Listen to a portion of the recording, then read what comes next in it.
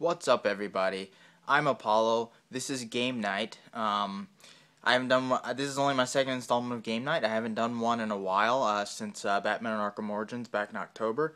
I'm hoping to eventually get a podcast up with my friends, bi-weekly, tri-weekly podcast where we play a game and sit down and do a podcast afterwards. But you know, they don't.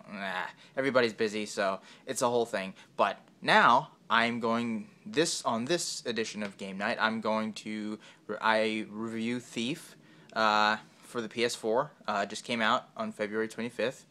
I played it. To say flat out right away, it's not a great game. It's not even a good game. It's developed by Eidos Montreal. I think they're or Eidos, however you pronounce it. The guys who published the studio that published the Batman Arkham games. But yeah, they developed it. It's a reboot of the PC series Thief from the 90s and the early 2000s.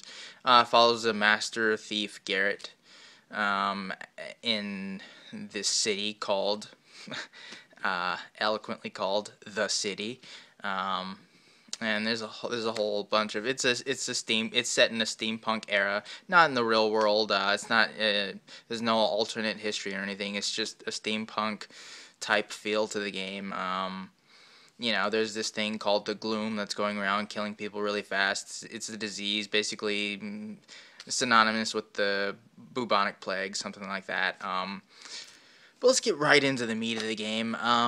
There are lots of reasons why this game is just not very good. But there are some reasons why it is good. Why don't we start with those? Some reasons why it's good. Everything feels like the button scheme feels smooth. I thought it felt pretty intuitive. I liked how the traversal feels smooth. And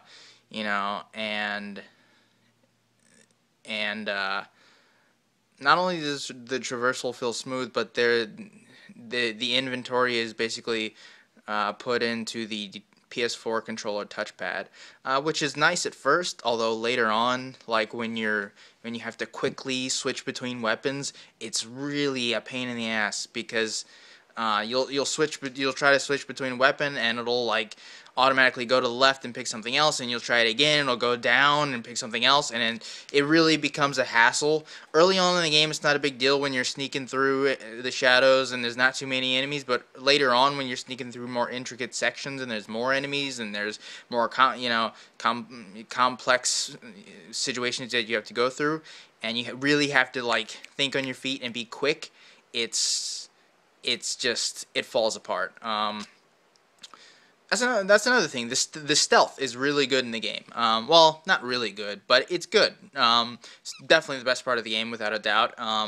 They have this move called the swoop, where you just press X while you're moving, and you just kind of you can move fast. You can move really, really fast and silently for a second, and that's nice. It's helpful. Yeah. I mean, it's kind of. What else can you say about the stealth? The stealth genre being good, when you're talking about specifically the stealth mechanic, it's good. It works well. Yeah, you can go behind people and knock people out with this thing called the blackjack, which is honestly, the blackjack itself is really, really dumb in my opinion, because you're fighting these guards with swords who have swords and stuff, and you have to basically not spoilers, but now I'm gonna start getting into what's bad about the game. Those two things are pretty much the only two things. I mean, there's the textures on the clothing are really nice. Like the leather looks really nice. Yeah, like really, really nice. The textures of the buildings and stuff, some look really crisp, others look not so much. Same with the character models. Some, like all the clothes look really, really good. The faces, like some of them look okay, like Garrett's and Aaron's faces, they look okay. But someone like Basso's face looks weird, and hands always look like really strange. Like, I don't know. There's no detail on them at all. It's really very weird. But yeah, that's pretty much the extent of the good stuff. Going into some of the bad stuff, like I was saying with the blackjack, when you're fighting guards.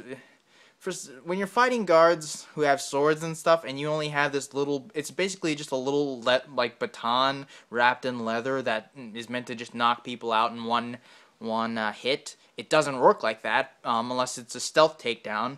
And you basically there's this really, it's a really sketchy dodge system because that's what you have to do. You can't just kind of you can't like block a sword with a baton, obviously. So they've implemented this really it's a crappy dodging system that feels weird. Like you basically, whenever they swing, you hold L1 and move the joystick, so you move to the side and dodge, and then you hit with the blackjack, and it's just really like, if you're fighting like in really close quarters with like one guard, it's not a big deal. Two guards, it's a little more difficult. But if there's any more than that, if there's any more than that, it's really, really difficult. And there's a lot of times when there are more guards than that. And there's a lot of times when there'll be one guard who comes up with a sword and starts striking you, and another guard who stands back and uses a crossbow and shoots you. And at that point, you're just screwed. Like, you just have to get out of there. And yeah, the combat system is awful. It's just awful. And like I was saying about the traversing before, the traversing is really smooth, but the level design of the game makes the traversing's great, but it's almost like it doesn't need to be.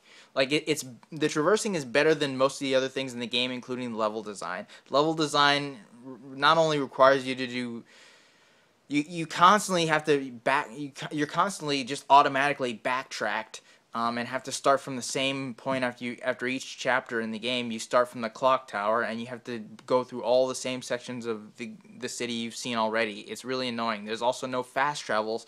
There's no fast travel system in the game, and this is one of those games that could really benefit from a fast travel system, but alas, there is no fast travel system.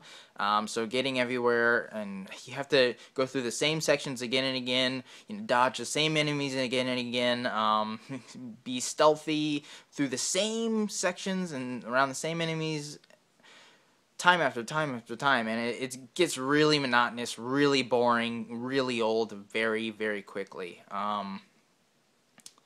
Yeah, and okay, there's no fast travel. That's one thing.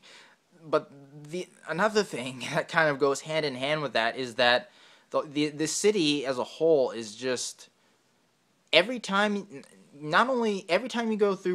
go to another district, transition through districts, there's really long loading screens. That's one thing.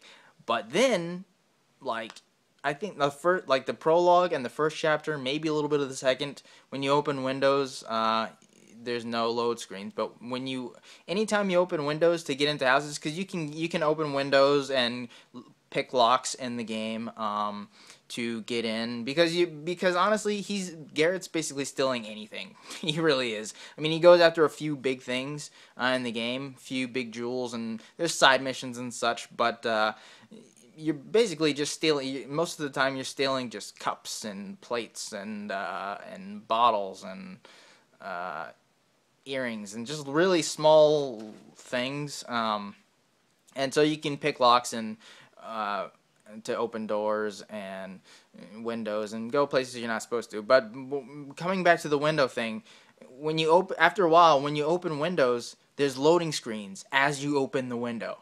It's ridiculous. Like, there's so many loading screens, and sometimes they're just torturously long. It's really ridiculous because, this is 2014, and we're on the PS4 and the Xbox One, and, like, why are these loading screens here? I mean, it doesn't feel like a next-gen game. It doesn't even feel like, it feels like maybe a PS3 game early on in the cycle. Like, maybe a 2007 PS3 game. Maybe. that is still terribly done. Because let's face it, Uncharted: Drake's Fortune came out in 2007. BioShock came in 2007. Those are amazing games. With yeah, so but the point is and when you go in through those doors and a lot of times you'll go into these places like you break into houses and stuff through the doors and the windows, and you'll go in to steal stuff, and there'll be like a cup or a plate, and it's like, I did all that, I picked the lock, I avoided the guards, if there are any. I opened this window, waited through this load screen so I could steal a cup. Like, that's all. And a lot of times you'll go into places and there'll be only be one entry point, and that entry point will usually be the same exit point. Like, you'll go through a window to get in, you'll steal like a cup or whatever the hell's in there, and then instead of being able to, like, there'll be doors and windows all around you in the houses that you go through, but I guarantee you 99% of the time you can't go through any of the doors to get out another way, so you have to backtrack, go back through the same windows, through the same door, and then go around. I don't know why they did it like that. I don't understand it. Oh, there actually is one other good thing that I really liked in the game. There's 2 levels in the game that I really like. There's one, I believe it's chapter 3, where you're like in this underground cave system. And let's get this straight. I don't like the level design, but a lot of the environments are really cool. Especially this underground cave system. I believe it's in chapter 3, where there's like libraries everywhere and there's puzzles with staircases. It's pretty cool. Okay, so there's a few more good things that I'm mentioning here, but there's also the puzzles in the game. Some are stupid, and there's not that many, but some are stupid, but some are actually pretty clever. Like, it took me a few minutes to like really figure it out and to get through it. But yeah, so there's that environment, the underground cave system with the libraries all around, and then the better one and the best part of the game, without a doubt, is, I think it's chapter 6, where it's this, like, for a little while, you go out of the city and you are on this island, with this secluded island, remote island, with this supposedly abandoned asylum. And the Moria Asylum is genuinely creepy. Like, it's genuinely creepy. The sound is great in there. You have things like the classic wheelchair coming out with no one in it, and it just keeps going. Like, I mean, it's creepy. It's genuinely creepy, and it's really well done, and it's worth exploring. And that's yet another thing, is that most of the game is not even worth exploring, because you're going through all these things like, the load. You have to go through every district, every gate you go through contains a loading screen. Every window that you see light shining out through, which indicates that there's something presumably worth getting in there. It's like, do you really want to suffer through the loading screens? Personally, I didn't after a while. I was just like, it's not even worth it. It's not even worth exploring. I don't even want to explore. I was honestly, after a while, just trying to get through the game as quickly as possible. Like, that's it. I mean, that really is the case with the game. There's a few more things, but yeah, I mean, I think I'm going to leave it at that. There's other things that are wrong with the game, but I think I'm just going to leave it as succinct and concise as that. That's Thief. For any fans of the previous Thief games, I never played the previous 3 Thief games on the PC, but from what I hear, they're good, And this reboot, I haven't played the other ones, but I feel that I just feel it in my gut. This innate feeling that it just doesn't do those games justice. It's not a great game or a good game at all. The story is literally holding together the stealth sections by a thread. I mean, the story is just stupid, and there's nothing there. Same with the characters. They have no substance. They have no personality. We don't care about them or the relationships, or it just, none of it. It doesn't even matter. It really doesn't even matter. Dialogue is not well done. A lot of the voice acting is just horrible, and the audio mixing with the lip syncing of the characters, some of that is with some of the characters, it's really, really like, how did they overlook this? How did they not see this in QA? Like, how did they miss this? So, yeah, I mean, there you go. That's Thief. For the PS4. I played it on the PS4. It's also on the PS3, the Xbox 360, and in the Xbox One. I'm gonna give it a 5.9. So yeah, that's Thief. This has been Game Night. Hopefully I will get my friends on here eventually, and we will start doing some podcasts and such. But for now, I'm Apollo. That was Thief. This is Game Night. See you guys and girls around.